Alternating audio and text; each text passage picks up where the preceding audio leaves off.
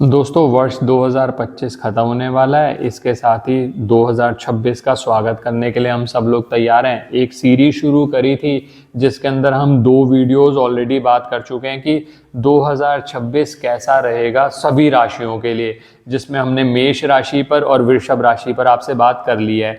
आज तीसरा वीडियो है जिसके अंदर हम मिथुन राशि पे बात कर रहे हैं। बहुत सारे लोगों के कमेंट्स आ रहे हैं, सर हमारी राशि भी डिस्कस करी जाए। दोस्तों एक सीरीज हमने शुरू करी है, अगर हमने शुरू करी है, आपका समर्थन मिलता रहेगा तो आगे आने वाली राशियां भी डिस्कस करेंगे, आप निश्चिंत रहिए। लेकिन ऑब्वियस सी बात है कि हमें भी समय चाहिए होता है, थोड़ा सा समय मेरा भी बहुत बिजी रहता है, तो इस वजह से बहुत ज़्यादा जल्दी पॉसिबल नहीं हो पाता सारे वीडियोस। लेकिन पूरी सीरीज़ को हम कंप्लीट करेंगे, आप चिंता मत करिए।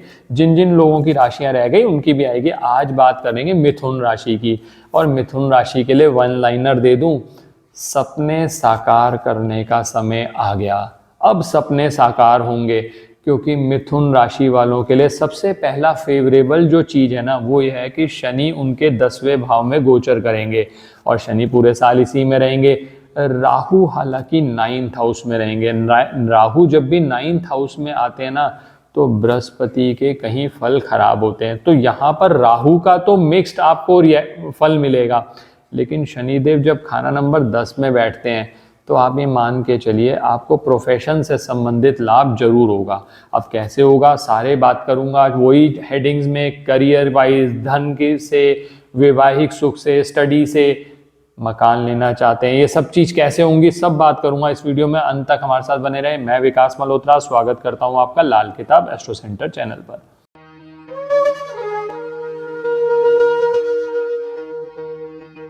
अब दोस्तों सबसे पहले बात फिर एक बार रिपीट कर दूं कि ये जो भी हम रिजल्ट्स बात कर रहे हैं चंद्र राशि के हिसाब से कर रहे हैं। अब सबसे पहली कैटेगरी जो सबसे ज़्यादा लोग पूछते हैं, सर करियर और धन, ये 2 चीज़ें बता दो पहले, क्योंकि हर व्यक्ति चाहता है सर करियर में ऊंचाई आए।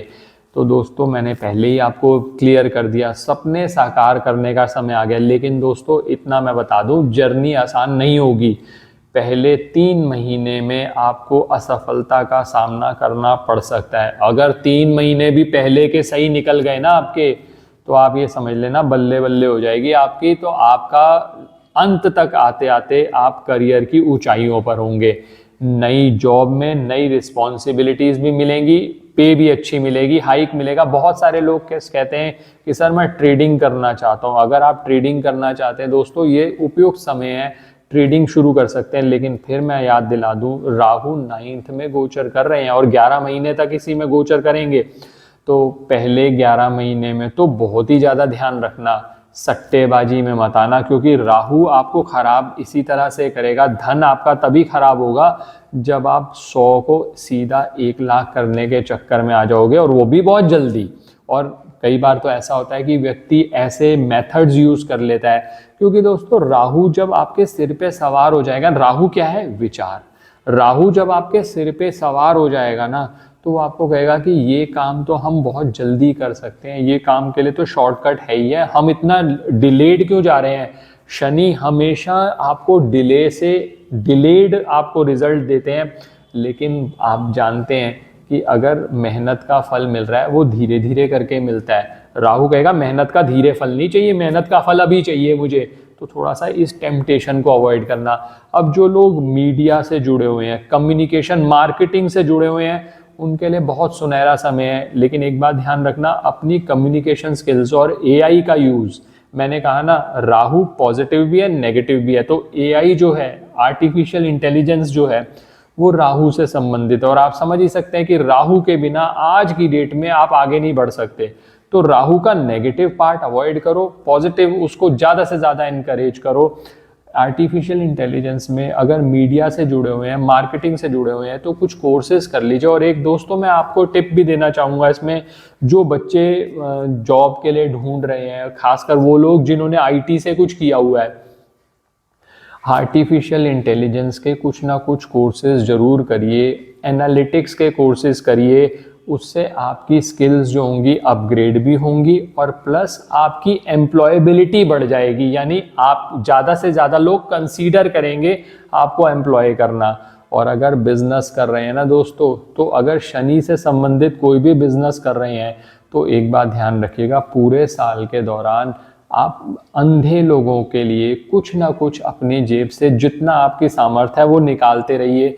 चाहे आप उनको भोजन करा दीजिए, चाहे आप जाकर वहाँ पर कुछ, जैसे सर्दियाँ चल रही हैं तो सर्दियों में आपने कंबल बंटवा दिए, गर्मियाँ चल रही हुई तो कूलर लगवा दिए, कुछ इस तरह का कार्य आपके जो शनि अगर आपने अच्छे कर लिए ना दोस्तों, तो जैसा मैंने शुरू में कहा ना, सपने साकार होने शुरू हो जाएंगे आपके। एक बात और ध्यान रखिएगा, राहु अचानक होने का कारक है, तो ऐसा भी हो सकता है अचानक लॉस हो जाए या अचानक प्रॉफिट हो जाए। और पहले 3 महीने में बहुत ध्यान रखिएगा कि राहु अगर अचानक लॉस दे रहा है, थोड़ी पेशेंस बनाए रखना। प्रॉफिट देगा तो भाई हर बंदा कहता है चलो आ जाने दो जो भी आ रहा है, तो पहली चीज तो ये। दूसरी बात, अब बात करते हैं विवाह की। विवाह के योग बनेंगे लेकिन अक्टूबर नवंबर में बनेंगे मिथुन राशि वालों के लिए। अक्टूबर नवंबर एक ऐसा पीरियड होगा जो आप अब तक बहुत ट्राई कर रहे थे, बार बार रिश्ते रिजेक्ट हो रहे थे, अब पॉसिबिलिटी बनेगी। और वैवाहिक संबंधों में हम बहुत चांस है कि पहले 6 महीने के अंदर अंदर कटुता जरूर आए। तो ऐसी स्थिति के अंदर थोड़ा सा पार्टनर से आप बात करके सॉल्व करने की कोशिश करिएगा, नहीं तो पेशेंस बनाए रखिएगा, नहीं तो वैवाहिक संबंध जरूर खराब होंगे, ये थोड़ा ध्यान रखिएगा। स्वास्थ्य की बात करी जाए तो स्वास्थ्य में सबसे ज़्यादा जो डर है वो ये है कि पेट संबंधी कोई समस्याएं, एसिडिटी होना, इनडाइजेशन होना बहुत ज़्यादा चांसेस हैं। थोड़ा सा अपने खान पीन का और डाइजेशन का ध्यान रखिएगा तो ये प्रॉब्लम्स आपकी दूर हो जाएंगी। एक थोड़ा सा कमर के नीचे के रोग, जिसके अंदर डायबिटीज से संबंधित कोई समस्या है, तो उसके बढ़ने की पूरी पॉसिबिलिटी। आप क्या करिएगा, कोशिश करिएगा समय पर आप जो मेडिकेशन कर रहे हो वो तो आप करेंगे ही करेंगे, प्लस इसके साथ आप ये कोशिश करिएगा कि जब भी गौ माता को कुछ खिलाने का मौका मिल जाए, चाहे गौशाला में जाकर, चाहे आप आसपास कहीं पर भी, तो वो गौशाला में या गौ माता को अगर आसपास मिल जाती है तो वहाँ पर आप हरा चारा खिलाना शुरू करो। आप देखेंगे इन समस्याओं से भी आपको निजात मिलनी शुरू हो जाएगी। अब आगे बात करते हैं कि बहुत सारे लोग पूछते हैं सर विदेश जाने का योग बनेगा? विदेश जाने का योग जरूर बनेगा, क्योंकि जब 9th हाउस में राहु होते हैं ना, तो कहीं ना कहीं लॉन्ग जर्नी जरूर होती है। अगर बहुत समय से आपका कुछ काम अटका पड़ा था, लेकिन इसमें एक बात ध्यान, तो आप जरूर कोशिश करिएगा। और इसमें लेकिन एक बात ध्यान रखिएगा, अगर आप स्टडी के लिए जाना चाहते हैं तो उसमें रुकावटें जरूर आएंगी। अगर रुकावटें ज़्यादा आ रही हो ना, तो एक बृहस्पति का उपाय आपको बता रहा हूँ, केसर का तिलक नाभि, जुबान और माथे 3 जगह पर लगाना शुरू करो। आप देखोगे बृहस्पति के रिजल्ट बढ़िया हो गए। राहु नुकसान नहीं कर पाया, अगर फिर भी राहु नुकसान कर रहा है तो एक चीज आप और कर सकते हो, 9 रिन की चक्की, रिन जिससे जो कपड़े धोने वाला साबुन होता है, नीले रंग का साबुन है, सब लोग जानते हैं। 9 रिन की चक्की ले लीजिएगा। ये 9 रिन की चक्की 9 अलग अलग धर्म स्थान में वॉशरूम में खोल कर रख के आ जाइएगा। इससे भी राहु का जो नेगेटिव इफेक्ट है वो कम हो जाएगा। आप देखेंगे कि राहु अब आपका वो नुकसान नहीं कर पा रहा। तो ये बात मैंने करी। अगर आप स्टडी का सोच रहे हैं, आगे विदेश में जाकर स्टडी का सोच रहे हैं और उसमें बाधाएं आ रही है, तो उसको कैसे दूर कर सकते हैं आप।